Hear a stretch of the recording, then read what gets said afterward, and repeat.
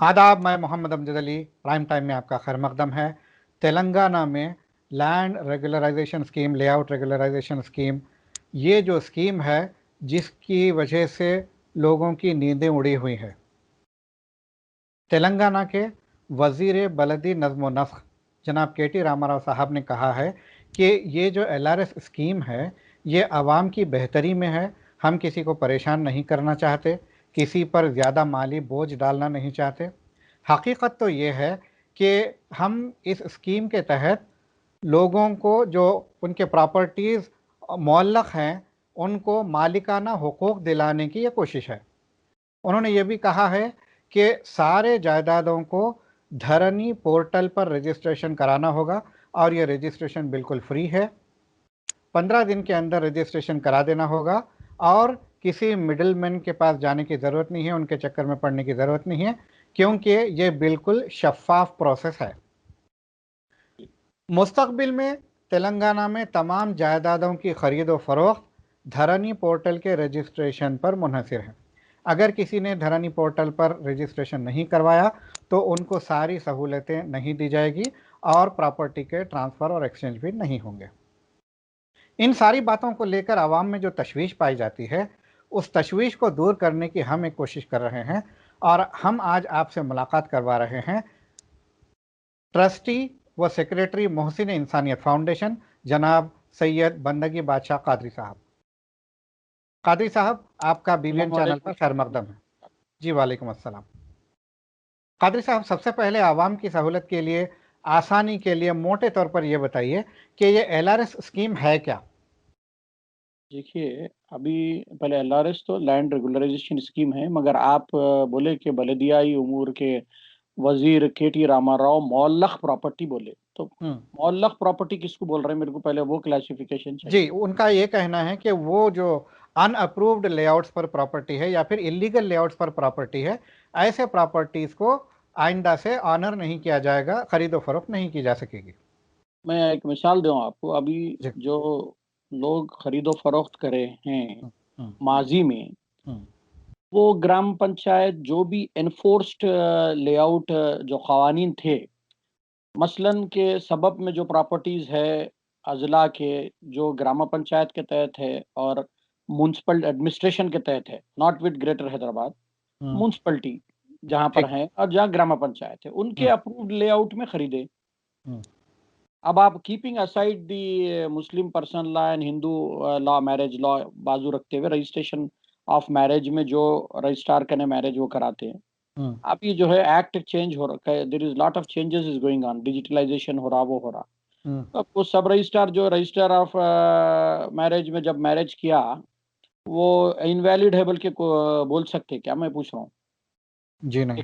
एक आदमी जो है रजिस्ट्रार ऑफ मैरिज जो है सस्पेंड हो जाता, हम्म। टर्मिनेट हो जाता, ठीक। करप्शन में आ जाता, तो जो उसके पीरियड में जो मैरिज हुई वो इनवैलिड कर देते क्या रजिस्ट्रार के ने जो हुई? सो गवर्नमेंट, मैं ये पूछना चाह रहा हूँ गवर्नमेंट से, मेरे क्योंकि ख्याल जब से नामुमकिन है। नामुमकिन, तो एलआरएस जो है रेगुलराइजेशन मींस में रेगुलराइजेशन फॉर व्हाट? अगर आप जो है एक बेटर इंफ्रास्ट्रक्चर और रोड का जो है एक, जैसा कि हमडा के तहत आ रहा है, हम्म।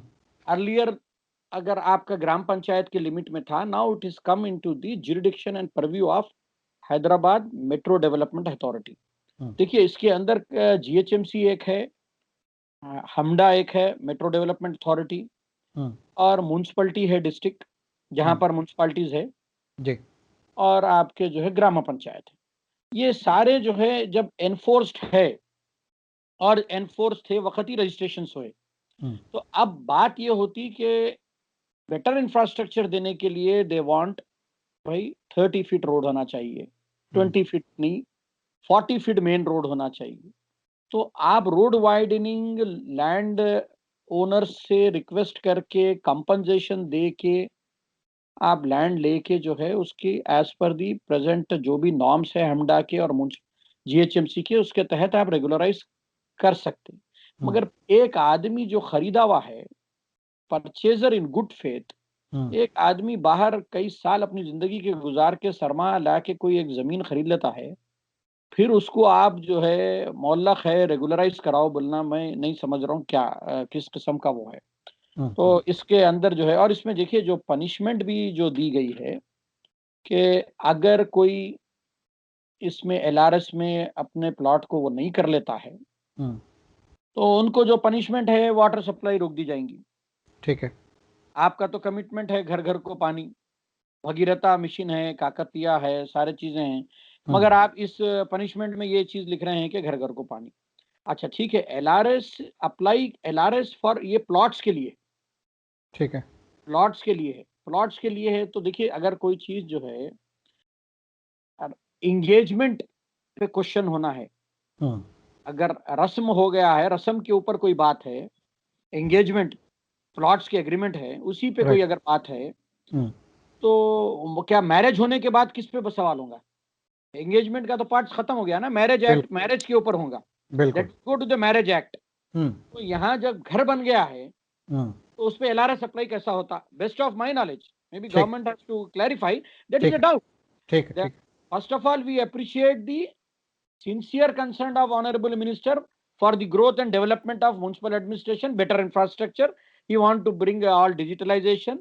धरनी पोर्टल जो आ रहा है, वो तो धरनी तो एक संस्कृत वर्ड है और बुद्धिस्ट उसमें भी जो है फ्रेसेस में यूज किया जाता है, और वो एक रिकॉर्ड के लिए, डिजिटलाइजेशन रिकॉर्ड के लिए इन्होंने किया। इस जमाने से जमाबंदी कहलाई जाती थी और जमाबंदी हमेशा होती थी, और ये सारे रिकॉर्ड जो है 1B रजिस्टर में जो है बाय डिफॉल्ट होता है, डायनेमिक साइट है 1B की।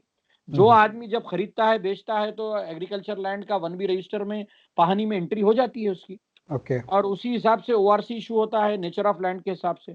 अब धरनी पोर्टल की देखिए, धरनी पोर्टल की बात में सीएम का हम स्टेटमेंट सुने, उन्होंने बोला कि टू नेचर ऑफ लैंड्स है, एग्रीकल्चर नॉन एग्रीकल्चर के। मगर इसमें जो है सबसे अहम बात यह है कि 75 लाख एकर्स उन्होंने लैंड को बताया। मैं नोट 75 लाख एकर्स में 77,320 एकर्स तो आपके इंडोमेंट एंड वक्फ लैंड है। क्या उन्होंने इसका क्लासिफिकेशन नहीं दिया कि धरनी पोर्टल में ये वक्फ लैंड अपीयर होंगे? वो तो इम्पोर्टेंट फैक्टर है ना। अच्छा, बीच में मैं ये जानना चाहूंगा, क्या धरनी पोर्टल अभी तक के कारगर हुआ है? अभी तो उसमें एक स्टेज पे जाके रुक जा रहा है जहां पर हम एंटर हो रहे हैं अपने डिटेल्स देके। मैं समझता हूँ वो बेस्ट ऑफ माय नॉलेज 3 तारीख या 4 तारीख से शुरू होगा। और देखिए, और सबसे बड़ी बात क्या है, जो टाइम जो लगाया जाता है, मियाद 15 अक्टूबर है ना, इसकी जो आप बताइए ये कितना कम टाइम है। बिल्कुल बिल्कुल। एलआरएस का ये देखिए, एक मर्तबा जो है सबसे पहले जो है ये रेगुलराइजेशन की जब स्कीम शुरू हुई थी, ये बिल्डिंग रेगुलराइजेशन कॉन्सेप्ट शुरू हुआ था बिफोर एलआरएस। तो उस मर्तबा जो है जो जियो इशू किया गया था 243 जियो इशू किया गया था, वो 22 मई 1996 में इशू हुआ था, और वहां पर भी जो है डेट जो दी गई थी 31 अगस्त। इतनी खलील मुद्दत में जो लोग एनआरआईज हो या डिस्टेंस पे रहते हैं, माइग्रेंट वर्कर्स हैं, वो अपने वतन को पहुंच के प्रॉपर्टी के रिकॉर्ड को असरटेन करके रेस्पेक्टिव अथॉरिटीज को जो भी नॉर्म्स है उसमें बनवा के प्लान सबमिट करना, it is a very difficult task.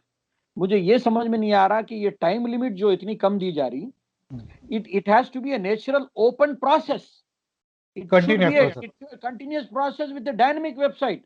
तो परचेज एंड सेल जब भी होगा वो होना चाहिए। 154 जियो 1992 में निकला, उसमें जो है इंटेंसिव पॉपुलेटेड एरिया की सराहत की गई और सेंट्रली एडमिनिस्ट्रेटिव एरिया की सराहत की गई, जैसे कि बशीरबाग है, दोमलगुड़ा है, आपके जो है हिमायत नगर है, बंजारा हिल्स है। तो आप बताइए ये एरिया के जो चार्जेस होते हैं क्या वही अप्लाई होंगे इंटेंसिव पॉपुलेटेड ओल्ड सिटी के लिए? It is a very densely populated. We cannot consider them to be that commercial and that centrally populated administrative, वो कमर्शियल नहीं ट्रीट कर सकते। उनकी लैंड वैल्यू जो बंजारा हिल्स में है वो जो है आपके याकुतपुरे में सेम वही स्क्वायर यार्ड तो नहीं है, एसआरओ में भी नहीं है, आपके गवर्नमेंट रजिस्ट्रेशन में। और ना सिर्फ जो है आपके मार्केट वैल्यू, जो ओपन मार्केट वैल्यू है वो भी डिफर है। तो जब आप पेनाल्टीज का जो वो जो भी चार्जेस आप फिक्स करते हैं, that has to be properly ना proportionate to the market value। ठीक है। इंटेंसिव पॉपुलर, और इससे पहले जब देखिए आप जब निकाले थे तो उस मर्तबा जो है एक बीआरएस इसके, क्योंकि अब नेक्स्ट स्टेप बीआरएस का ही रहेगा, LRS तो मैं बता दिया आपको, ये प्लॉट्स के लिए है।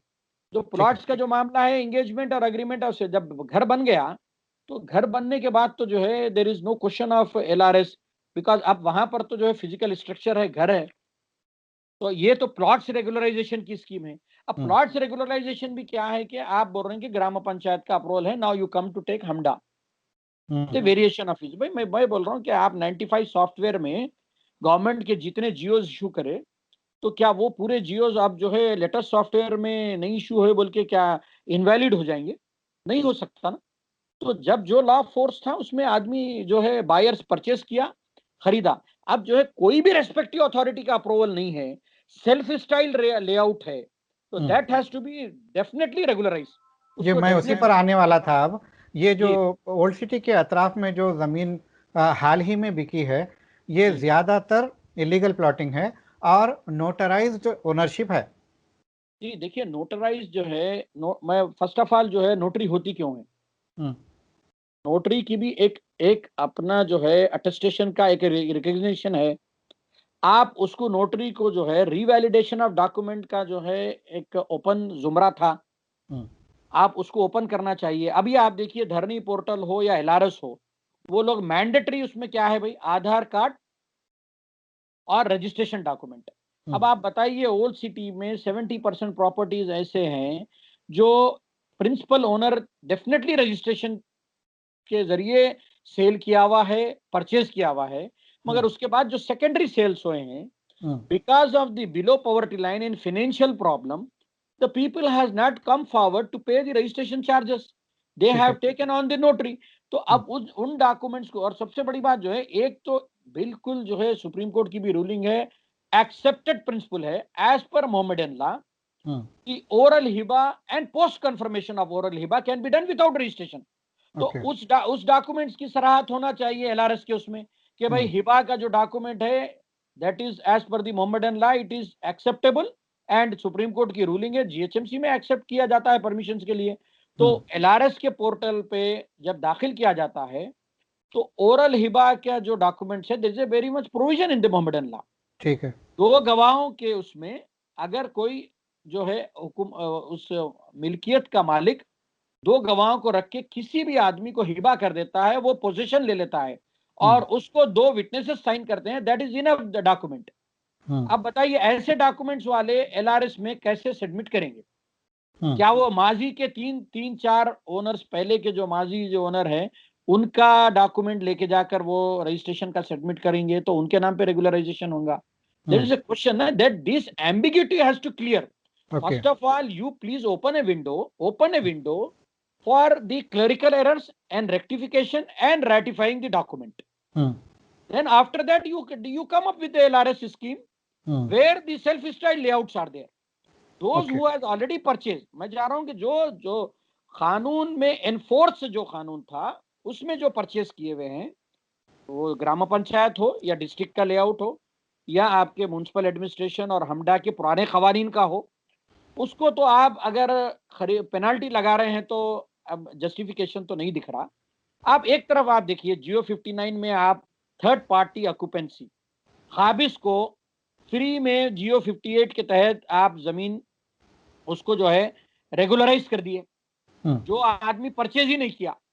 Geo 59 के तहत आप जो है उसको सर्टन चार्जेस लगा के उसमें भी जो है आप कंसेशन दिए, 50%, 25% according to the size of the land, आप जो है उनको रेगुलराइज कर रहे हैं।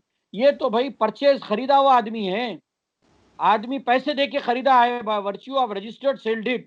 हम्म, तो उसको LRS में आप पेनाल्टी लगा रहे हैं, उसको सहूलत देने की बात होना चाहिए ना। हम्म, और पनिशमेंट भी क्या है? पनिशमेंट आप बोल रहे हैं कि रजिस्ट्रेशन फर्दर नहीं होगा, हम्म, रजिस्ट्रेशन अभी भी रोके हैं। खैर, रजिस्ट्रेशन मोड ऑफ जो है ऑपरेशंस को चेंज करने के लिए रोका गया है, बेस्ट ऑफ माई नॉलेज, क्योंकि रजिस्ट्रेशन का जो एक्ट है वो सेंट्रल एक्ट है। हम्म, 1908 का सेंट्रल एक्ट के तहत स्टैम्प्स एंड रजिस्ट्रेशन का प्रोसेस होता है, हम्म, और स्टेट के अंदर भी रजिस्ट्रेशन रोकने का जो मजाज सेक्शन 22(1)(c) के तहत जो दिया गया था, और मैं समझता हूँ 383 या 333 का WP नंबर है, जिसमें हाई कोर्ट 2015 में जजमेंट दिया है कि रजिस्ट्रेशन इस सेक्शन के तहत वक्फ लैंड का रोका जा सकता है, that has to be notified. First of all, please notified the gazette properties to the respective authorities, stamps and registrations, and that can be stopped after notifying. जैसे कि पब्लिक गवर्नमेंट प्रॉपर्टी हो या वक्फ हो या एंडोमेंट हो, इस पे registration रोका जा सकता है स्टेट की जानिब से after notifying. A proper notification has to be issued. उसमें नोटिफिकेशन जो है करस्पॉन्डेंस वक्फ बोर्ड ने काफी करस्पॉन्डेंस 2016 में किया, जब CCLA के चीफ रेमंड पीटर थे IAS और असदुल्ला साहब CEO वक्फ बोर्ड थे. उन्होंने काफी ऑर्डर्स भी इशू किए कि रजिस्ट्रार को कि रजिस्ट्रेशन रोका जाए. उसमें तवील मगर एक गवर्नमेंट का जो है पूरा असर नुमाइंदगी मजलिस इत्तेहादुल मुस्लिमीन की जो हुई अकबरुद्दीन अवैसी साहब की, तो गवर्नमेंट ने एक ऑर्डर इशू किया है ऑटो लॉकिंग के लिए. ऑटो लॉकिंग सिस्टम वक्फ लैंड का इशू किया है, बड़ा बेहतरीन ऑर्डर है. मगर इसका जो लाइन ऑफ एक्शन 2015-16 में जो पेंडिंग हो गया, रजिस्ट्रेशन और स्टैम्प्स जो ने कहा था कि भाई आप अपने प्रॉपर्टीज को जो नोटिफाइड हैं उसको जो है पोर्टल में इंटर होके आप लोग जो है इसको नोटिफाइड कीजिए. तो वो एक स्टेज पे वो काम रुक गया है. और धरनी पोर्टल में चीफ मिनिस्टर का असेंबली में जो फ्लोर पे बयान था, उन्होंने उसमें क्लियर कहा है कि देरे उसमें రెండు రకాల ప్రాపర్టీస్ ఉన్నాయి, అగ్రికల్చర్ నాన్ అగ్రికల్చర్, మేము నోటిఫైడ్ చేస్తానండి. డెఫినెట్లీ మీరు చేయండి. మళ్ళీ వక్ఫ్ ల్యాండ్ 77,000 ఉంది, దానికి కూడా పోర్టల్లో ఏమైనా ఇన్ఫర్మేషన్ ఉంది వక్ఫ్ ల్యాండ్ ఎండోమెంట్ ల్యాండ్ అని? That's my question, because he has not mention that the lands which is going to appear in Dharni, it is agriculture and non-agriculture. But what about the land which is going to be permanent registration restriction hai, God, that belongs to God Almighty. ये वक्फ property है जो अल्लाह को belong करती है और वो मंशे वक्फ के तहत उसको इस्तेमाल किया जाता है. तो वो प्रॉपर्टी जो है आप उसका सराहत किए हैं क्या? वक्फ लैंड है बोल के उसका पोर्टल में है.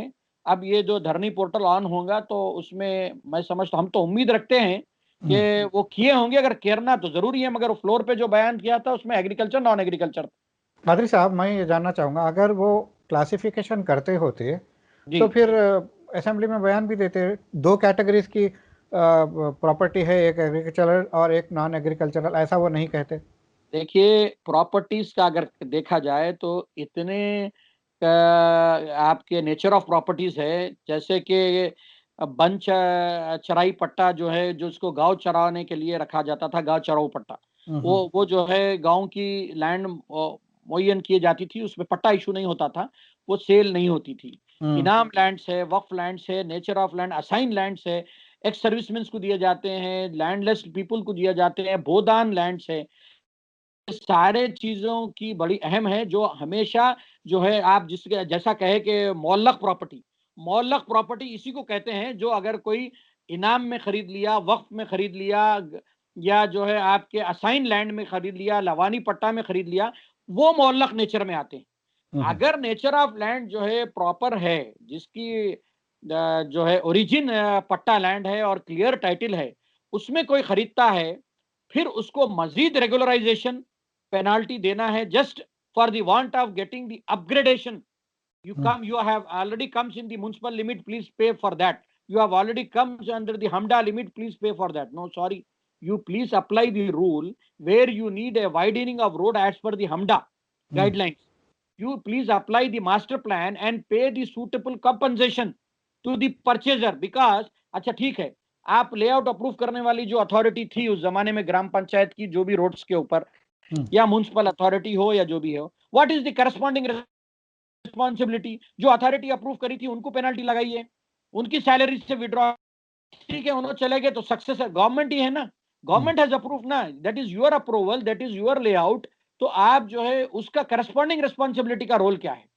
आप तो एक परचेजर को पेनल्टी लगा रहे हैं. और आप देखिए इसमें उन्होंने जो है साइज ऑफ द प्लॉट के हिसाब से किए, आप 3000 से ऊपर रहेगा तो उसको मोर देन 25% किया जाएगा. अब ये जो है मैं इसमें नोट किया था, अभी आपको बताता हूं कि साइज ऑफ द, पहले तो जो है एरिया ऑफ द प्लॉट्स पे चल रहा था मामला. तो एरिया ऑफ द प्लॉट्स ठीक है भाई, उसके हिसाब से जो है वो आप वैल्यूएशन कर रहे हैं, तो जाहिर बात है जो जिसकी मुरब्बा गज जमीन कम होगी वो उसका आपका इकोनॉमिक स्टेटस भी बताएगा। कोई 1000 गज वाला है तो that is a different thing, और जो है जो अगर कोई 2000 गज वाला है तो उसका स्टेटस अलग है। तो इसी हिसाब से जो पहले जो जियो 131 इश्यू हुआ था एलआरएस का, उसमें इन्होंने जो है 200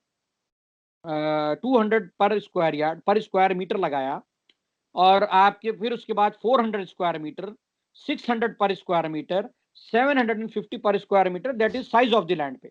बाद में जो जियो 135 इशू किया गया उसमें जो कंसेशन किया गया वैल्यू ऑफ द लैंड पे, वैल्यू ऑफ द लैंड अगर 3000 एंड अबव है तो फिर उस पे जो है परसेंटेज लगाया गया कि 25%, 50%, फिर 75%, 100%। मैं ये बता रहा हूं कि एक आदमी 100% लैंड वैल्यू देके खरीद लिया है, फिर आप उसको जो है ये जो पेनाल्टी 20%, 30%, 40% ले रहे हैं, उसका मुझे जो है जस्टिफिकेशन जो है समझ में नहीं आया गवर्नमेंट का। Government has to clarify that. और सबसे बड़ी चीज जो है 14% जो चार्जेस इन्होंने जो लगा रहा है, 10% अगर ओपन एरिया लेआउट में नहीं छोड़ा गया। अगर 5% एरिया छोड़ा है तो 7% पेनाल्टी लगाएंगे, ठीक है। 10% एरिया छोड़ा है तो 14% लगाएंगे। उसमें नहीं एक छोड़ा है, नहीं छोड़ा, अगर आप नहीं छोड़े हैं तो 14%, 5% छोड़े हैं तो आपको जो 7%, ठीक है। तो अगर छोड़े हैं तो नहीं लगा रहे, मगर उसमें एक रियायत क्या किया, डेट ऑफ रजिस्ट्रेशन की वैल्यू लिए जा रही।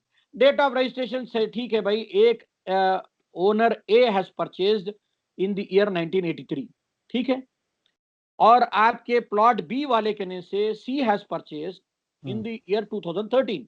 आई विल टॉक अबाउट 2013 क्योंकि 13 के बाद कोई जो है वैल्यूएशन लैंड का चेंज नहीं हुआ। तो वो जो मार्केट वैल्यू जो ली जा रही है दैट इज 2013 की ली जा रही है, ठीक है। तो 2013 की वैल्यू उसको लगेगी रिसेंट रजिस्ट्रेशन की। तो ये डिस्क्रिमिनेशन हो गया। बाजू प्लॉट ओनर जो है ए वाला पे कर रहा है 83 का, और same area, same survey number, same plot, बाजू जो है उसके बाजू का नेबर प्लॉट है जो है 2013 की वैल्यू पे कर रहा, तो दैट इज ए डिस्क्रिमिनेशन हो रहा है उसके चार्जेस में, पेनाल्टी में। ठीक है भाई, आप ये लेआउट बनाने वाले को क्या पेनाल्टी लगाए जो नहीं छोड़ा, परचेजर को तो लगा दिया आप। What is the penalty for the corresponding responsibility of the officer who approved the layout without having the 10% open area? अच्छा ठीक है, आप अगर पेनाल्टी ले रहे हैं तो what is the infrastructure you are going to provide the 10% area has for community halls, prayer halls etcetera. तो are you going to provide the 10% land in the particular survey number where the layout has already executed? When there is no 10% land is left, where from the helipad will be prepare and arrange the land for the community development, the 10% area? When you are not in a position to provide the 10% land, why you are charging 14%? Okay. अब मगर एक चीज है, ये सारे लोग जो है 1000 रुपए का सवाल है, इसके अंदर जो है अप्लाई करना चाहिए, और cause of action will start from there when you apply. Okay. First apply it, pay 1000 rupees and apply and see that your document should be corrected and verified. एक बैंक में आप लोन को जाते हैं तो they will have the legal opinion and evaluation valuation. आप 1000 रुपए में अपने डॉक्यूमेंट की स्क्रीनिंग करा लीजिए। मगर रही बात कि ये हिबानामा और नोटराइज वालों का सबमिशन का, there should be a solution. देखिए गवर्नमेंट जो भी ऑर्डर लाती है they should come up with solution. Solution कैसे निकलेगा जबकि ओरल जब हिबा हुआ है, ओरल गिफ्ट दिया गया है, तो उसको प्रूफ कैसे करेंगे? नहीं, देखिए वो तो 2 विटनेसेस है, और जो है आपका Mohammedan law permits that the when there is a declaration the competent जो सक्सेसर्स हैं, एक आदमी अपनी मिल्कियत को अपनी जिंदगी में किसी को पोजीशन देता है, वो पोजीशन एक्सेप्ट करते हैं, वो सादा पेपर हो या कोई पेपर हो विटनेस पे। अच्छा, कोई ना कोई कागज होता है उसका? कागज होता है, और नहीं भी हुआ ओरल हिबा that can be confirm by the 2 witnesses who are witnessed and alive on that time, और अच्छा। वो जो आज भी जिंदा है वो विटनेस कर सकते हैं। अच्छा, अब अगर वो विटनेस बाकी न रहे तो? जी, विटनेस बाकी नहीं रहे तो उनके जो विरसा, जो सक्सेसर इन इंटरेस्ट, जो those who will step into the shoe of the property by virtue of तर्का, मूत्र जो जो फोड़ी जिसे कहते हैं, तर्का जब होता है प्रॉपर्टी का, तो उस हिसाब से जो भी लोग सक्सेसर्स हैं, अगर वो सक्सेसर्स भी नोटिफाइड करते हैं, best of my knowledge you can ask to the legal aspects, अगर ठीक। वो बोलते हैं कि भाई जिंदगी में हाँ हमारे वालिद हमारे फला भाई को अपनी जिंदगी में ये प्रॉपर्टी का मुकम्मल हिस्सा दे के पोजीशन दे दिए थे, हम्म। तो देर इज नो डिस्प्यूट ना, एब्सोल्युटली। आमतौर पे ये होता है कि वालिदैन तो देकर चले जाते हैं, मगर औलाद की नीयत ख़राब हो जाती है, वो कहते हैं कि नहीं ये हमारी जायदाद है, हमें चाहिए। हाँ, नहीं उसके लिए तो जो है मुनासिब गवाहों के साथ सवाल आप फतवा ले सकते हैं, हम्म। और फतवे की रोशनी में जो अपनी आखिरत की और उसकी जो सोचता है, जाहिर बात है उस जो है रिलीजियस वर्डिक्ट को और the principle of Mohammedan law को जो है अपहेल्ड करेगा, फॉलो करेगा। ठीक। अब वो एक बिल्कुल ही अलग सब्जेक्ट है। वो हम्म। अपने ज़मीर की आवाज़ की बात है, अगर कोई ऐसा करता है तो फिर वो उसकी पाबजाई भी करेगा, क्योंकि गोया कोई अगर अपनी किसी का हक डुबा के चला गया, तो वो अपनी औलाद के पेट में आग रख के चला गया। जी। ये इसको पस मंज़र को नज़र में रखते हुए काम किया जाना चाहिए। बहुत बेहतरीन बात बताई आपने। इसमें जो है एक सीख है उन लोगों के लिए जो लालच करते हैं। और जैसे कि आपने बताया कि केसीआर साहब ने कहा कि दो कैटेगरीज ऑफ लैंड है, agricultural land, non agricultural land. मगर आपने सिर्फ रूरल एरियाज में ही इतने कैटेगरीज ऑफ लैंड बता दिए हैं, तो हुँ। अगर इसका जिक्र नहीं है तो क्या ये इनएफिशिएंट और वेग क्लासिफिकेशन माना जाएगा प्रॉपर्टीज का?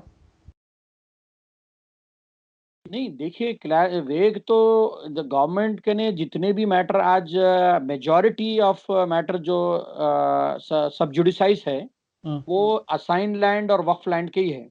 ठीक है। तो इस ये नेचर ऑफ लैंड्स का क्लैरिफिकेशन और क्लासिफिकेशन व धरनी पोर्टल में होना बहुत इंपॉर्टेंट है।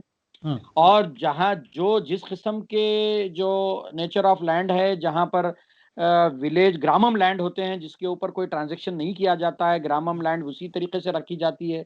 हम्म। तो इन सारे प्रॉपर्टीज का ट्रांसपेरेंसी, डिजिटलाइजेशन बहुत ज़रूरी है। ठीक है। न सिर्फ कि एग्रीकल्चर और नॉन एग्रीकल्चर, अब यहाँ पर 111 जियो का भी नेचर ऑफ लैंड है जहाँ पर प्योरली एग्रीकल्चर स्टैंड रहेगा उसका, हम्म। और जो है वो नॉन एग्रीकल्चर में फ्यूचर में कन्वर्ट नहीं होंगी। मैं देखा कि मेरा अपना पर्सनल तजुर्बा था जब आपके ORC occupancy right certificate in the name of institution issue करना है वक्फ लैंड को। हम्म। तो जब वो ऑक्यूपेंसी राइट सर्टिफिकेट इशू होता है, तो एमआरओ जो है पहानी में जब एंट्री करने के लिए जाता है, तो वहां पर उसको ऑक्यूपेंट कॉलम में नेचुरली वो जो है दरगाह जो इंस्टीट्यूशन है, तो ग्रेवयार्ड और दरगाह नेचर ऑफ लैंड लिखेगा। हम्म। और केयर टेकर का जब मामला आता है, if it is under the management of the मुतवल्ली, वो मुतवल्ली का नाम एंजॉयर कॉलम में लिखेगा। ठीक। और उसके साथ उसको नेचर ऑफ लैंड होना चाहिए कि this is Waqf land and endowment land. ठीक। और उसके अटैच इनाम लैंड्स भी आते हैं, मशरूतुल खिदमात। तो वो इनाम मशरूतुल खिदमात की भी वजाहत होना बहुत ज़रूरी है। हम्म। ये मशरूतुल खिदमात इनाम लैंड है, मुतवल्ली के गुजारे के लिए है, वो है। ठीक। जब तक ये नेचर ऑफ लैंड अगर उसमें स्पेसिफाई नहीं होंगी और ये एम्बिग्यूटी ऐसी स्टैंड होंगी, तो इन प्रॉपर्टी को मुअल्लक़ कहा जा सकता है। मगर जो पैसे दे के पट्टे में और रेगुलर लैंड में खरीदा हुआ है, उसके ऊपर एलआरएस पेनाल्टी अगर आप लगा रहे हैं, तो उसको मैं तो नहीं समझता कि वो मुअल्लक़ के उसमें आ रहा है, वो मज़ीद ज़ेरबार हो रहा है चार्जेस देने ठीक के। है। वक्त ख़त्म हो रहा है। दो मुख्तसर से सवालात मैं आपसे करना चाहूँगा कि जी। ये रूरल एरियाज़ में इतने कैटेगरीज है, मगर सिर्फ एग्रीकल्चरल और नॉन एग्रीकल्चरल कहा जा रहा है, और गवर्नमेंट ये क्लेम कर रही है कि रूरल एरियाज़ के प्रॉपर्टीज़ के डिस्प्यूट्स को सॉल्व कर लिया गया है। आपकी नज़र में क्या सॉल्व हो गए हैं वो मैटर्स? देखिए ना, हमारे मिनिस्टर म्युनिसिपल एडमिनिस्ट्रेशन और इंफॉर्मेशन टेक्नोलॉजी और सनद इरफत केटी रामाराव का जो स्टेटमेंट है, उन्होंने कहा है कि मैक्सिमम सॉल्व हो गए हैं। हम्म। तो मैक्सिमम सॉल्व हो गए हैं कहा, बल्कि आरओआर जो नया एक्ट आ रहा है उसमें एक तरमीम जो लाई है वो हम्म। ट्रिब्यूनल की। ठीक जी। है। तो एक आपका वक्फ का ट्रिब्यूनल का ही आप एक एग्जांपल ले लें। हम्म। वक्फ का ट्रिब्यूनल जो है रेवेन्यू के अंदर एक छोटा सा महकुमा, जो है वक्फ बोर्ड भी उसमें रेवेन्यू के तहत था, आज हम्म। माइनॉरिटीज डिपार्टमेंट के तहत है, वो भी ठीक। रेवेन्यू का ही पेरेंट डिपार्टमेंट उसका रेवेन्यू था। और आज भी जागीर एडमिनिस्ट्रेटर का जो सब्जेक्ट है, जागीरात के जो मुतवल्ली है वो रेवेन्यू के तहत ही अपॉइंट होते हैं, हम्म। जागीर एडमिनिस्ट्रेटर के तहत और अतियात के तहत। तो मैं ये कह रहा हूँ कि वो एक छोटा से सेगे का ट्रिब्यूनल में हम्म। 1998 से ट्रिब्यूनल में केसेस पेंडिंग है। ठीक है। Thousands of cases are pending in the tribunal. अब आप देखिए ये रेवेन्यू ट्रिब्यूनल आ रहा है, जिसके अंदर आप मजाज जो है जेसी का जॉइंट कलेक्टर का खींच लिए, जो एडिशनल कलेक्टर हो गया, आप कलेक्टर का मजाज खींच लिए फॉर एनी चेंजेस, किसी भी किस्म की रेक्टिफिकेशन के लिए मजाज आप खींच लिए हैं और उसके लिए ट्रिब्यूनल में रखे हैं, तो क्या ट्रिब्यूनल का डिस्पोजल कैसा होगा?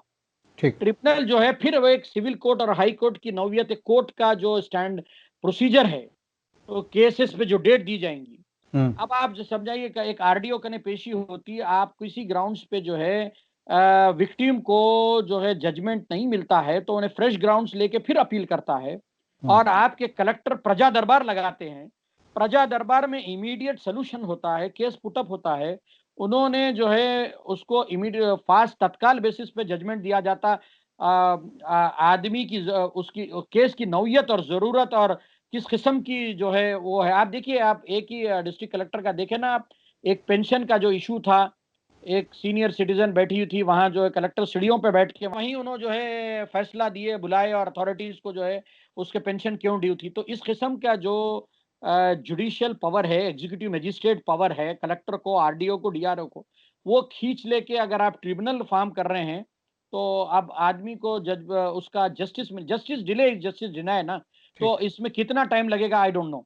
जी, वो तो आपका वो ये कहना है, गौर कर ये जो क्लेम है गवर्नमेंट का, ये फॉल्स क्लेम है, डिस्प्यूट्स अभी बाकी है, बहुत सारे काम करने हैं।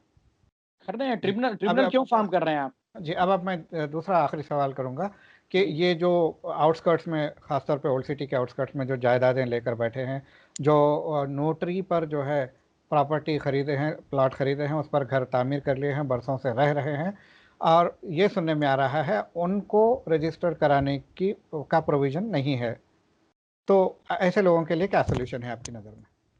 नहीं, देखिए, जो नोटरी में खरीदे, इससे पहले भी एक प्रोविजन था हम्म। कि वो स्टैम्प पेपर जहां से वेंडर से खरीदे, वो स्टैम्प पेपर को वेरीफाई किया जाता था, हम्म। उसके रजिस्टर से रिकॉर्ड मंगाया जाता था आईजी ऑफिस से, और उस की जो भी रजिस्ट्रेशन वैल्यू है उसके ऊपर कुछ पेनल्टी लगाकर हम्म। उसको रीवैलिडेशन किया जाता था। ये ठीक है। Principle was very much there. Hmm. तो ये मैं वही तो बता रहा हूँ कि गवर्नमेंट जो है, देयर इज अनदर, आपके जो है एक जुमरा ऐसा होना चाहिए जहां पर बोनाफाइड क्लरिकल एरर है। हम्म। वो एरर, जो बोनाफाइड का मतलब इंटेंशनली जो है एरर किया जाता है कि because the citizen has to run around the corridors of the office and respective authorities to get the rectification of his name and the clerical errors correct by the clerk in charge in those days। ठीक। तो अब उनको उनको रेक्टिफिकेशंस के जुमरे खोला जाए, हम्म। अपने नाम रेक्टिफिकेशंस कराओ, आपका रिकॉर्ड रेक्टिफिकेशन कराओ, आपका रेटिफिकेशन ऑफ रिकॉर्ड कराएं, ये जुमरा पहले खोला जाए, उसके बाद आप एलआरएस स्कीम और बीआरएस स्कीम को लेके आए, जी। तो ये कामयाब होंगी। और उसमें भी जो है आप क्लासिफाई करें ना, हम्म। आप जिस किसी को जो है, एक को 58 जियो में आप जो है अवार्ड दे रहे हैं लैंड ग्रैबर को, थर्ड पार्टी ऑक्यूपेंसी को रेगुलराइज करके, और एक खरीदे हम्म। हुए आदमी को जुर्माना लगा रहे हैं, तो वो मुझे जस्टिफिकेशन नहीं दिख रहा। ठीक। तो उस पर गौर करना चाहिए गवर्नमेंट। ठीक है। हमसे जुड़ने का बेहद शुक्रिया। नाज़रीन इकराम, ये थे जनाब सैयद बंदगी बादशाह कादरी साहब, जो कि समाजी जहदकार हैं। ये काफ़ी जो है लोगों की खिदमत में लगे रहते हैं। ये मोहसिन इंसानियत ट्रस्ट के बानी हैं, सेक्रेटरी हैं और ट्रस्टी हैं, और इन्होंने कहा है कि ये जो हुकूमत के जो एलआरएस की स्कीम है, ये अभी नातमाम है, इसमें काफ़ी कुछ तरमीम की ज़रूरत है, काफ़ी कुछ प्रोविज़न्स लाने की ज़रूरत है। तावक्त ये कि लोग परेशान रहेंगे और उनके मसाइल का हल नहीं होगा। हुकूमत को संजीदगी से इस पर गौर करना चाहिए। अगले एपिसोड तक के लिए हमें दीजिए इजाज़त। शब बख़ैर।